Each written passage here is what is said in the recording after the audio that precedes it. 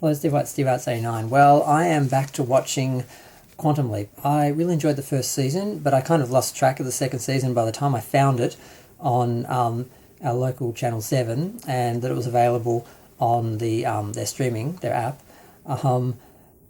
Basically, the season was over and the announcement was made that they weren't making a third season. So I'm sort of appreciating these episodes more, but I still somehow managed to be too busy to watch the next episodes. I watched the first three, and basically now I've got 4, 5, 6, and 7 I've got to watch because I haven't been watching them for the last 4 weeks. So doing the first one, episode 4, Lonely Hearts Club.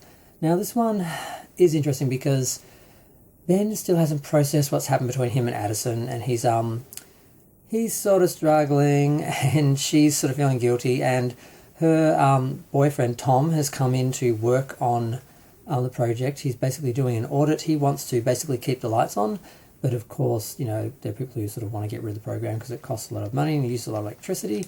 In fact, he's pointed out some energy spikes to the other guy. I've forgotten his name, and someone who designed some of the equipment for the quantum simulator, whatever it is. They've been they sort of created a back door so they can sort of see what's happening, and it's like I think everything's getting routed to them as well, so they're seeing everything, or it's basically, yeah, so they've got to deal with that, but they can't just yank it out because then they're going to lose Ben, so they've got to try and do this without letting the man know what's happening. So that's sort of something, I guess, that's obviously going to become more important over the season. But the story itself is about Neil Russell, who's a famous actor who Addison and Ben liked watching his movies. She was more of a fan than him, but they both loved them. So he's actually a female this time. He's an assistant, and his job is to get the actor to Jay Leno's Tonight Show, because if he doesn't, he's going to go off on his own on a yacht and die mysteriously, which we later realise was, his choice, because he found out that day that his ex-wife, who used to star in his big famous TV show that got him famous, is getting married, and he wants to get back with her, and it fails.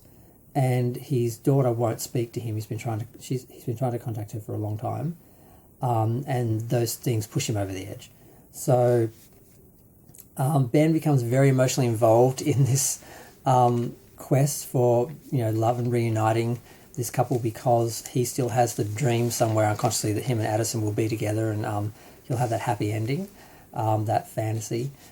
And they have a moment where he blows up at her, and he basically, because he realizes that Tom is her boyfriend, and he's there, and he's been watching the leaps and everything, and she's like, he helped turn the lights on again, and he's like, I needed you to wait. You didn't wait. You gave up. You were supposed to wait, basically. He has a go at her for that.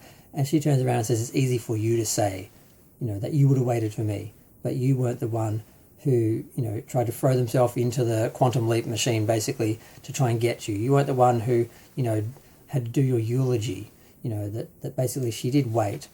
And, yeah, so they have this big moment, and it's fairly brutal. And everyone's watching, of course. But it does show him that he's sort of allowing this man to go on these crazy sort of missions to try and get this wife back. And he eventually shows up with one flower because they trashed all the rest breaking in.